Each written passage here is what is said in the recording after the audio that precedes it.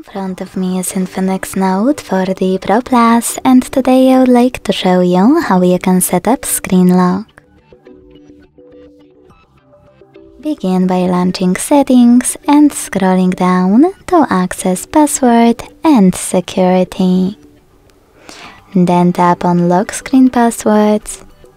Select one of those to apply a perfect one: pattern, numeric password, or alphanumeric password, and create it. Then repeat it to confirm it and choose Confirm at the bottom right corner.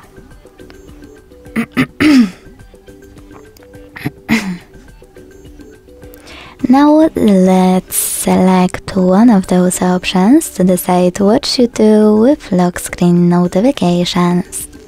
Show notification content, show notifications but hide content, or don't show lock screen notifications.